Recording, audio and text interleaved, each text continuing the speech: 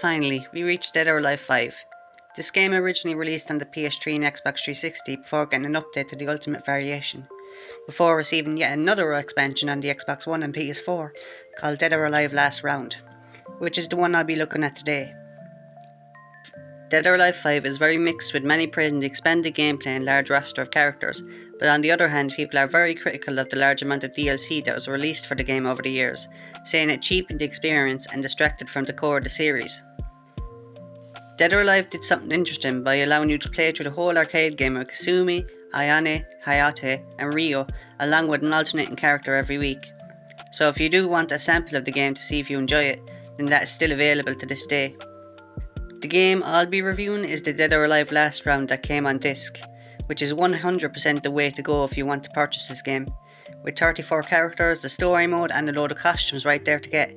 The price is okay, the one I got was for like €30, which isn't the cheapest, especially compared to the other games in the series like Dead or Alive 3 or 4, but what you're paying for here is probably one of the most content of any fighting game there is, even without all the downloadable content that's available for this game.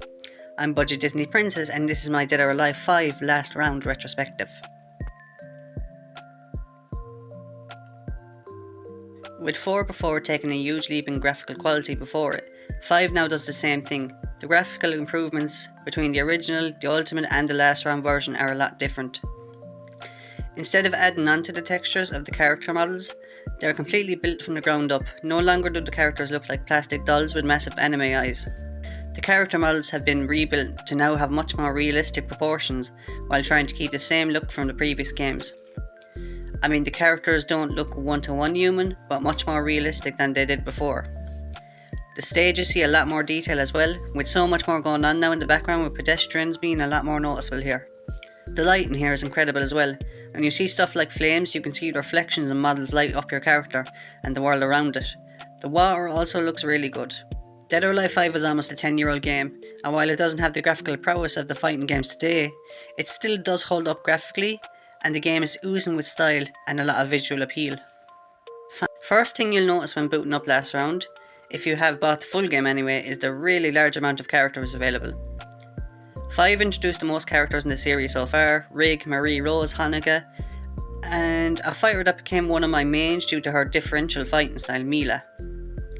Rig, Marie, Rose and Mila all have unique fighting styles that are much more different than what previously came before, and Hanukkah, while a lot of people enjoy her fighting style, her style is a varied mixture of previous fighters due to her backstory. Mila immediately became one of my favourites, using her mix up of grapples and combos involving her MMA skills. I think she's an extremely fun character to play as. That's not all the new characters, as the game is also filled to the brim with guest characters. Akira, Pai Chan, Sarah and Jackie Bryant from the Virtua Fighter series appear here, and I've honestly got to say they managed to do a great job of implementing their movesets from the Virtua Fighter series. They're not a one-to-one placement, especially seen as Dead or Alive, although having similarities plays very different overall, but for what it's worth, they went above and beyond to implement them here. Pai is a fast character, Akira is a heavy brawler, and Jackie and Sarah are great all-rounders. From the Ninja Gaiden series, Rachel and Mamiji having their own unique fighting styles, and this game also even has 2 characters in DLC in the Last Round edition. These 2 characters are Nyotaa from the Dynasty Warrior series, and amazingly Mai Shornai from the Fatal Fury and King of Fighters series. However, before getting too excited, only Nyotaa is purchasable now, as Mai, along with the King of Fighters costumes, has been unavailable since 2019, which really frickin' sucks. If you want to play as Mai in Dead or Alive, she's currently available in Dead or Alive 6, however that comes with the downside of playing 6 over 5. And even with that large cast of characters, Alpha 152, the boss of the previous game, is also now playable. And Tengu kinda returns in a new character called Nyotaa, who shares the same fighting style, but is a new character in herself. Because Tengu I guess wasn't pleasant enough to look at, but hey, I think I prefer Nyotaa in the grand scheme of things. Every character that has ever appeared in the series appears here, and with guests that are previously unplayable characters. They almost doubled the roster, and with fan favourites like Hanukkah and Marie Rose making their debut here, the only problem you're going to have is who to choose to play with. Mortal Kombat 9 had set a precedent for fighting games at the time, to have a story mode.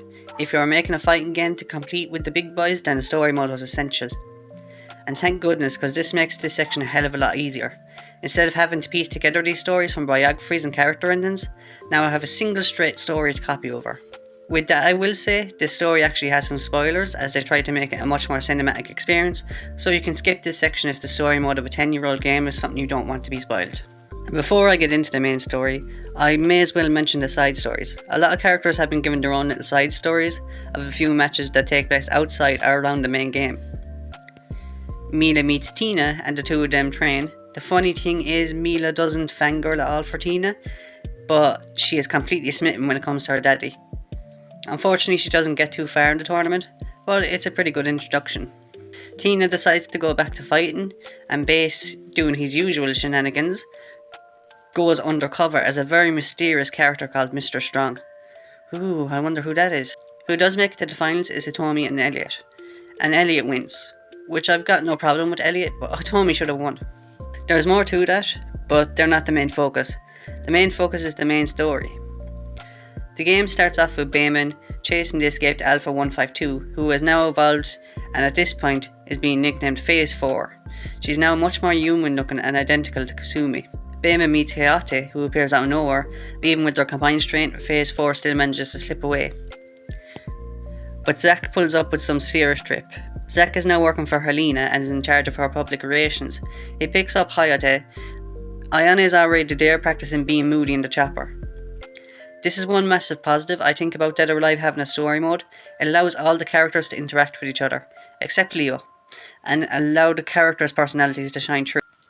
I was never a huge Zack fan and I always assumed with the whole island shenanigans he was going to be a bit of a douche, but no, he really comes through and he really seems to be a cool guy. We also meet back with Base, who is working on an oil rig. He's become great friends with another man who's working there nicknamed Rig. Rig is called Rig because he was born on the rig. Rig. Cut back to Helena's office. After her attempt to destroy Dootech altogether, she decides to officially embrace her role as the head of the company and steer it in a much more positive direction. At this point, Mist has completely branched off from Dootech and has now become its own thing. She has a new assistant, Marie Rose, who has become a fan favourite character, obviously for how endearing of a character she is.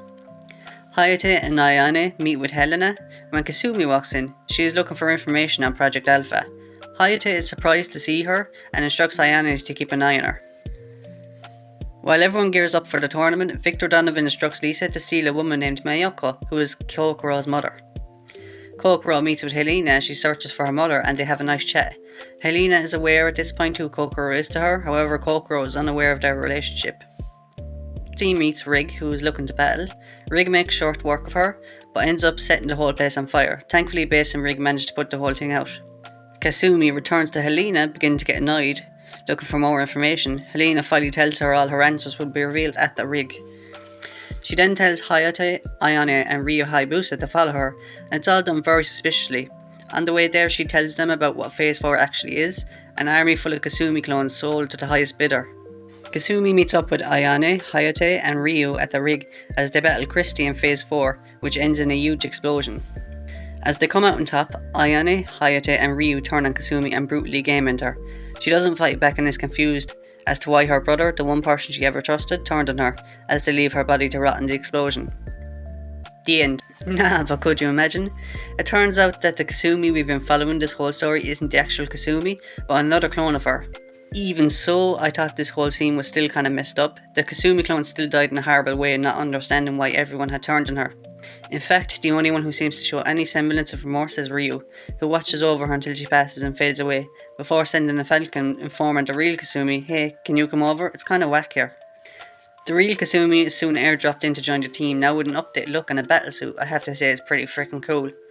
They also meet Bayman here for a split second, but as they lower into the secret underground facility underneath the rig, he's like, "This is as far as I go. I honestly just came here for the good Wi-Fi connection. Peace." Lisa traps Hayate the second they enter, leaving Kasumi to go on ahead, where upon entering the secret lab she reveals the secret of the rig. Rig had been a sleeper agent who had been sent around the world to take battle data from other fighters, but unfortunately is no match for Kasumi. Lisa, with very little convincing and seeing Hayate, is like, "Yeah, actually Project Epsilon kinda sucks, sorry," and lets them go on ahead. She's pretty bad at being a bad guy. After Rig's defeat, Alpha 152 comes back like, "Hey you guys, what's shaking?" But this isn't like a boss battle we've seen before. Alpha takes the fighting styles and appearances of other fighters, mainly Ryu, Kasumi, Hayate and Ayane. She slaps them up and down the lab, leaving it all to come down to one final battle between Alpha and Kasumi, with Kasumi coming out on top. With everything over, Kasumi meets Ayane, Hayate and Ryu at the top of the rig, bidding them a farewell, unsure of what the future holds for her now that Phase 4 is finished. During the credits, however, we get a post-credit scene. A small scene plays showing Donovan speaking to Rig, telling him he's proud of the data he's collected, referring to him as his son and implying that Phase 4 is far from over. The gameplay of Dead or Alive 5 is pretty top-notch. To address the elephant in the room, the game with its vast amount of characters did sacrifice a bit of the balance. Characters like Alpha and Neo Tengu seem to be a lot easier to pick up and cause devastating combos with, while characters like Akira require a lot more practice. Dead or Alive sped up the gameplay and 5 did the same. The game is now a lot faster than even Dead or Alive 4. However, to balance this improved speed, the reversals are a lot more snappy and easy to execute, especially against an opponent who's repeating the same process. All the game modes from previous entries are here: survival, arcade, tag team matches, character trials, but it's with the minor gameplay tweaks that the game has changed the most. The stage transitions have now been given an extra layer of combat in what is called the cliffhanger. If you can knock your opponent off the side and get them to hang on, you can throw another extra hit on their way down for some extra damage.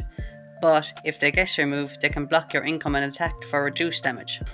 Dead or Alive 5 also added in some new mechanics with the critical stun, critical burst and the power blow system. The critical stun is a hard hit move that stuns your opponent for a split second. This is pretty pointless to start off with a combo, but if you end a combo like this can reset you right into another one, allowing for a much more longer extended combo. The problem is that the critical stun can take a second to charge, but if you get good enough to time it right, the charge for a critical stun can be used for quite an effective dodge when you're in close combat. The critical burst is a charged uppercut that will send your foe flying into the air. If you time it on the way down, you can get a good combo in. However, I have to say I much prefer the setup from a critical stun, which feels much more involved. And the final and biggest thing introduced is the power blow. When you're knocked down to half health, your health bar will glow red. Now, I usually despise special moves like this in fighting games. The fatal blow system, while not the primary reason, was one of the reasons why I dropped Mortal Kombat. I liked Mortal Kombat X's system, where to pull off a special move you had to manage the meter instead of it just throwing you a freebie. I don't like the comeback mechanic, but most of all I just don't like having to watch the same move in every single fight again and again. Last round is a good middle ground between these kind of systems, as instead of a tap you have to charge up your power blow for a split second, and in a game as fast paced as Dead or Alive, this is a really hard thing to get an opening for. It's a risk versus reward system. This could really change the tide of battle, but if you mess it up, you've opened yourself up to a free combo that could be the end of you altogether. The power blow also has a mechanic in certain stages, or if you set it up just right, it can send your opponent flying into environmental hazards, which is cool when you manage to make it happen, but it rarely is something you can rely on.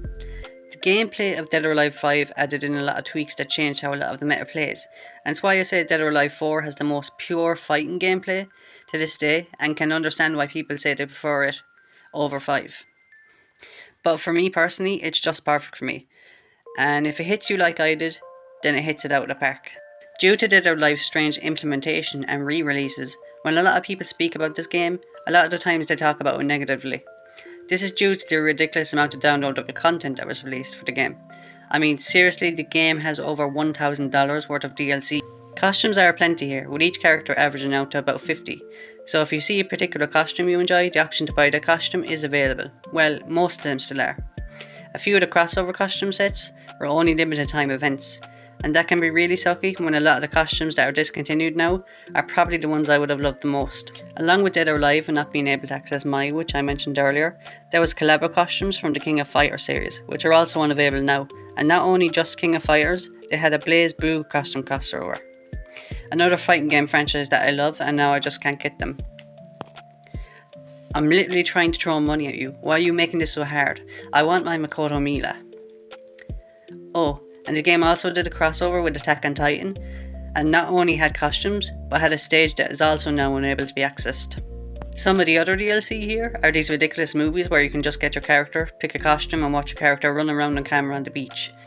With how revealing some of these characters' costumes can be, they can be zoomed right up in the crack, and there's no point saying, oh, this is just something I bought for the lore. We all know what you're doing, except for me, I got them with the ultimate upgrade. With so much DLC, you might think I despise this game, but there's one thing that people forget when talking about this game, being that it was put onto an already completed game. The game underneath still offers a load of content, in fact it offers the most content of any previous Dead or Alive game by far. Each character has on average 10 costumes, except for the newer DLC characters like Marie, Rose and Hanukkah, who each have about 5.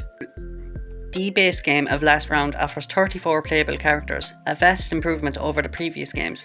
This game also has some unlockable stages, and one of the coolest things about this is that you can unlock songs from all the previous games and can even customize them as themes for when you fight or fight with a certain character. The theatre mode exists here, where you can watch the previous mentioned running around on the beach videos, but the main thing to watch here is the cutscenes from the story mode you've unlocked. The theatre mode does do something that the previous and future games didn't, by allowing you to watch all the characters win and lose poses in whatever outfit you choose. Is it necessary? No. Is it vital? No. But I love this exact kind of stuff. The vast majority of this downloadable content is entirely aesthetic and doesn't really have any impact on the core of gameplay. Dead or Alive 5 Last Round is packed with content.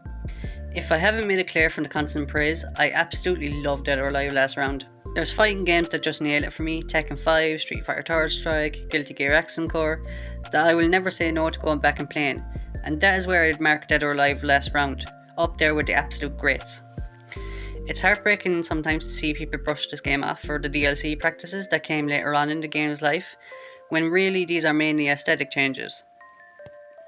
I hate DLC and fighting games live stream service games with a passion, and can understand why people are immediately hesitant to try this game, but I can promise you this, if you buy the completed Last Round and are a Dead or Alive fan, then you will love this game, maybe as much as I do. Last Round to me is the definitive Dead or Alive experience, and a game I will have no problem going back to. In fact, if you were to ask me to throw on Dead or Alive, this is the first game that I'd go to. Unfortunately, unlike Dead or Alive 3 and 4 before it, this game comes with a bit of a price tag, and is a lot rarer to find, especially where I'm from. I imported my copy from Germany to save a bit of money, but it still works perfectly, and every once in a while, the complete edition will still go on sale, so there's still a chance to get lucky. Last Round is not just my top Dead or Alive game, but one of my all-time top fighting games of all time. I've been Budget Disney Princess, and this has been my Dead or Alive Last Round retrospective.